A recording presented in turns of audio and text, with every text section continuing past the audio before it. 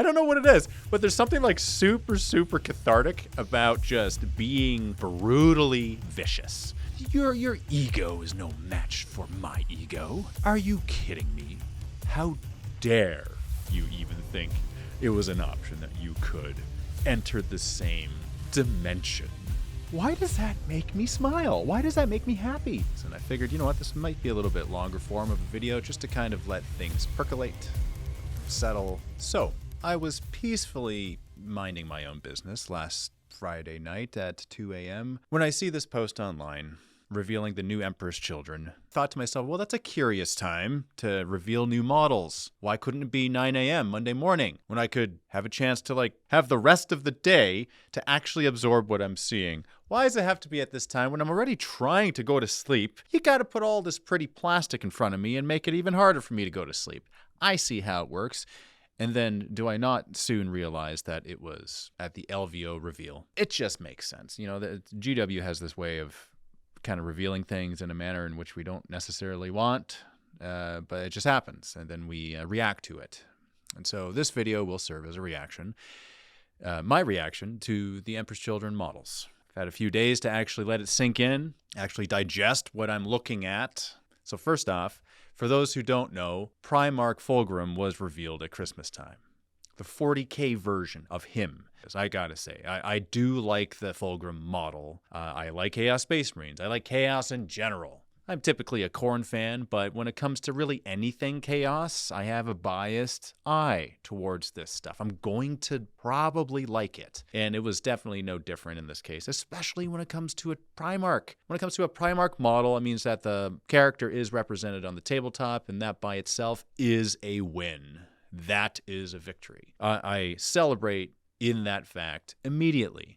And then I go to the aesthetics of the model. Primarch 1, I know there's different thoughts about it. And it's like, oh, the expression on his face is really crazy and kind of goofy looking. The Horus Heresy one is way better, much more sleek, as he should be represented. But you know what? Which one would I like better? Well, Horus Heresy Fulgrim head on 40K Fulgrim body. I think that really, really works. That could certainly work for my purposes. But showing his face, nonetheless, you got to show his face. You got to get that expression down. You got to see the terror, the beautiful terror that comes when you kind of meet his gaze. But moving on to the new models that we have seen, Lucis the Eternal. So my first impression of Lucis years ago when I had him, when I've on the rare occasion fielded him on the tabletop, I thought he was okay.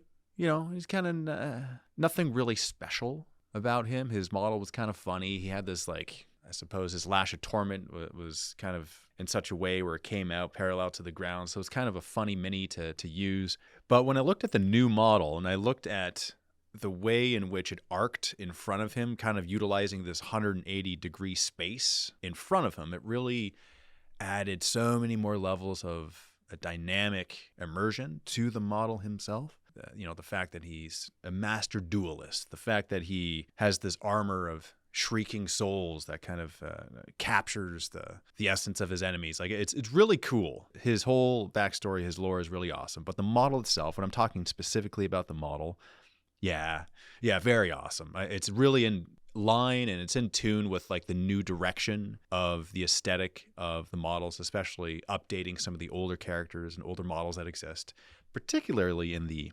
Chaos Space Marine or the Heretic Astartes range of minis, character minis. Step in the right direction. I love it. I like the way it looks. I like the way he looks. Fantastic. It looks like he is saying, I challenge you to a duel. You come here and you see if you can win. I dare you to. Like that, there's something really super badass about that. And I'm a fan of it. I'm the fan of the way he looks. And you know that it's anything to distract me from Khorne, from World Eaters, from Karn, from anything like that. It's got to be really particularly ooh, that looks cool, to distract me from that, because that's where my brain goes as a default. But yeah, I'm liking the look of that. And just to see what it says here in Warhammer Community, It says the stories of Lucius' exploits are as numerous as the foes felled with his cursed sword, the legendary blade of the lair found by Fulgrim during the height of the Great Crusade and granted to his most entertaining champion. Those not cut down by its warp-infused edge are rent by the horrifying lash of torment, a writhing, skirming whip barbed with parasitic hooks and emanating from one of the many screaming faces etched across his armor. I want to see him battle every character. Okay, him versus Calgar. What happens? I want to see what happens. Of course, there's going to be camps. Of course, there's going to be like, oh, well, Calgar would win because he ripped the head of a Lord of Skulls off, as per the comic. So, obviously he would win. But, oh, really? Really? Would he win? Would he actually? What would happen there? Okay? Is he any match to the power of this Lash of Torment? You tell me. What would actually happen? I would want to know. So I think that's an interesting thing. The model update, the model design is incredibly animated. Like he looks like he is mid-action pose, about to just absolutely eviscerate whatever it is he's in mid-battle with. Like hats off to the sculptors. Hats off to the people with the vision of making this guy look 1,000 times better. Right, because when you compare the old model, it was right in line for the type of minis that existed and the poses that existed for the time when his model first came out all those years ago. This one is, I would say, not only is it in line, but dare I offer my bias here and say that it's even better. It's just, he's a really cool, dynamic-looking model. Even if you don't play the game itself, even just collecting this dude and adding him to the collection of plastic that we all love, it would be a good choice, especially if we are chaotically inclined. All right, now moving on. Lord Exultant, or Exultant. That's where my brain went to pronounce this guy. These Lords Exultant are sadistic strategists. Come on, man, can't you read today? Who delight in proving their tactical superiority by weaving complex battle plans across war-torn worlds like artists painting a masterpiece. Their dark charisma and bottomless imagination for audacious cruelty gives them great control over the preening and self-absorbed warriors of the Emperor's children, coupled with well-honed combat skills using a wide variety of masterwork war gear. Yeah, just looking at the various options here. We got helmeted option versus non-helmeted option, spear versus pistol. We got a plasma pistol and a sword. We got some sort of whip as well. I like the look of this guy. Like not necessarily the weapon options, because those are cool in and of themselves, but the way his cape goes across, it's like normally a cape, the space that the cape takes up is like up and down, right? But in this case, it goes not just up and down, but side to side, and it occupies more space. I think that looks super dynamic and really, really cool and different, right? It's like any sort of cloth that does that just tells a bit of a story. It's like, why? Why is that? Why is he a special dude where his cape and his cloak goes out that way? Did he get it caught on something? Obviously not. I think that's intentional. I think everything about the Emperor's Children is really about intentionality. It's about, okay, we are going to just be here and look the absolute best we can look because we want to be seen. Your ego is no match for my ego. Are you kidding me? It is hilarious to think that you could even compete with something so glorious, something so majestic and pristine as I am. How dare you even think it was an option that you could enter the same dimension as me?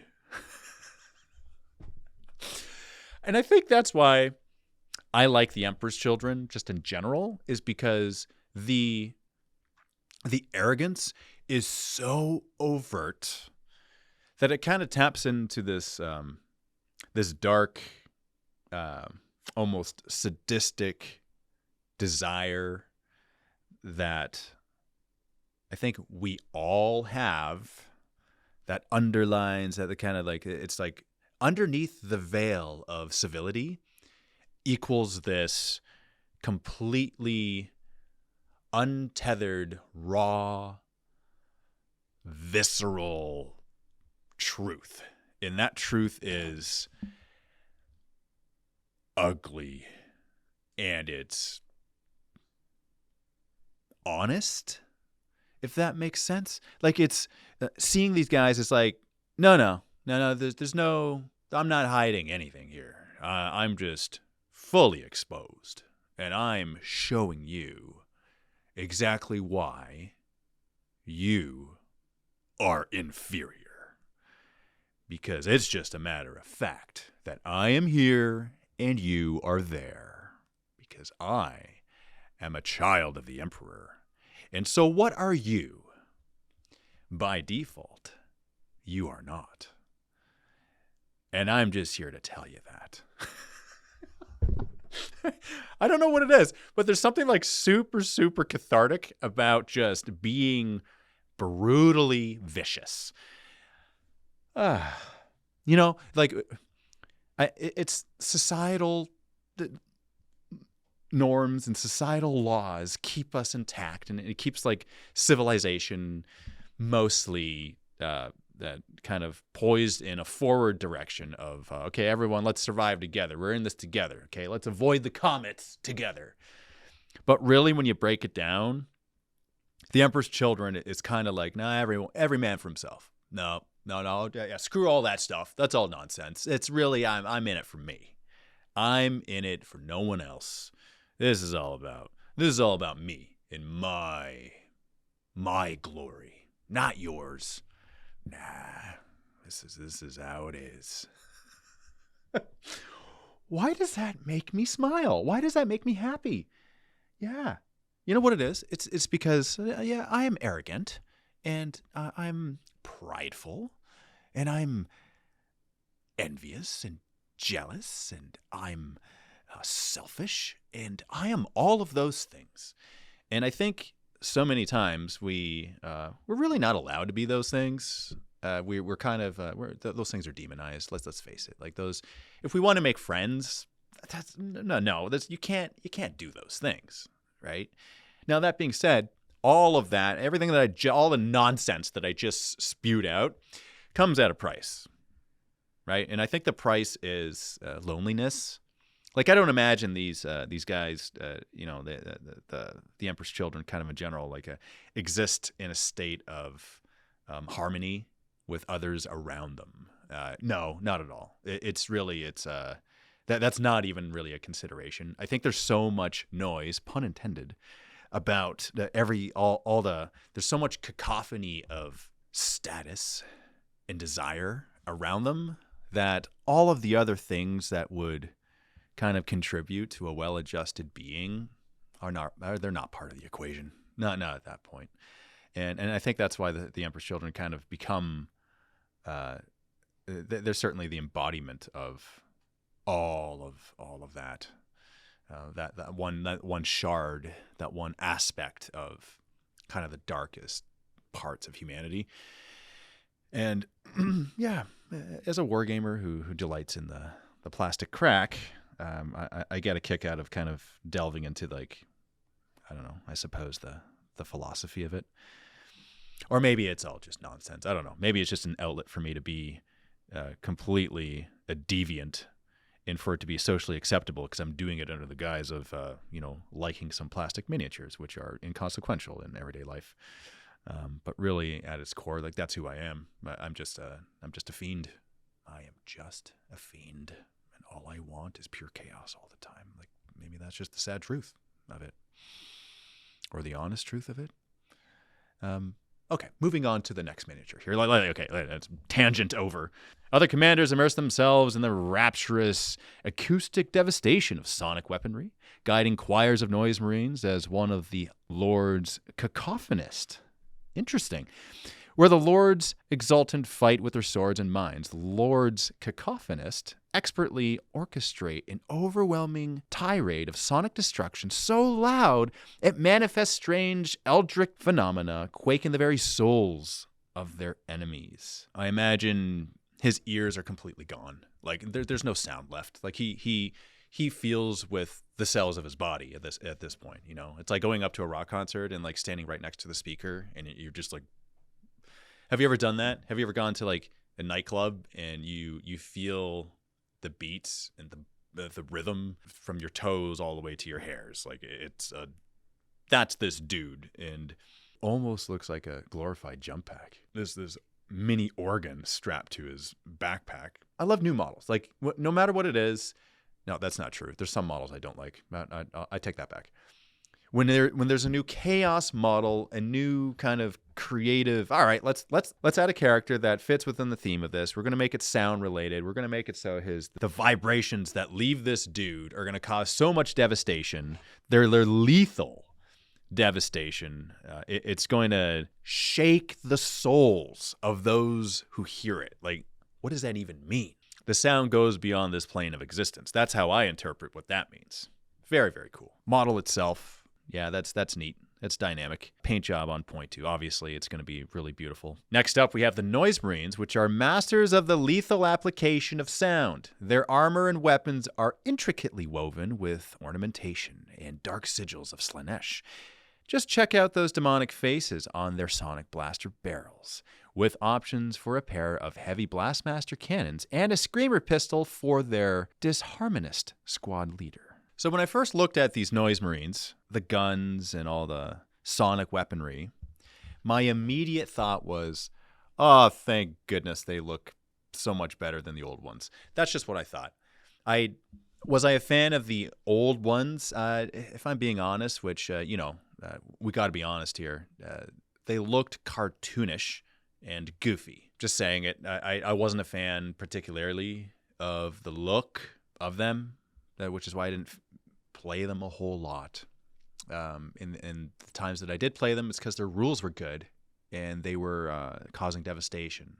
I didn't think there wasn't the rule of cool aesthetically that did it for me. In terms of the Noise Marines, it was, yeah, they do pretty well and they dole out a lot of attacks. And so, that versus close combat awesomeness with Khorne Berserkers. Khorne Berserkers won every single time. But the look of these new Noise Marines, that passes the aesthetic test for me. That's like, okay, these are very, very interesting looking. The proportions are such that it's like, yeah, that looks neat. That looks like, damn, if I saw that in real life, I'd be like, whoa, what does that do? What level of damage does that cause? Wow, lethal sound attacks? Yeah, I believe it. Whereas before, it's like, what kind of funny noise is going to come out of that accordion? Like that was the opposite. That was the juxtapose. The biggest kind of turning point for me is their claws or their loin claws. They go right down to the ground. The pattern is nice. I like the painting on them, obviously, but the way that they look, it just looks like it's ornate. Again, with that, hey, look at me. Look at my cloth. Look at my gun. Feel the sound that comes out of this gun. It will devastate your ears and you will love it. Yeah, that's my thought on that. Continuing on.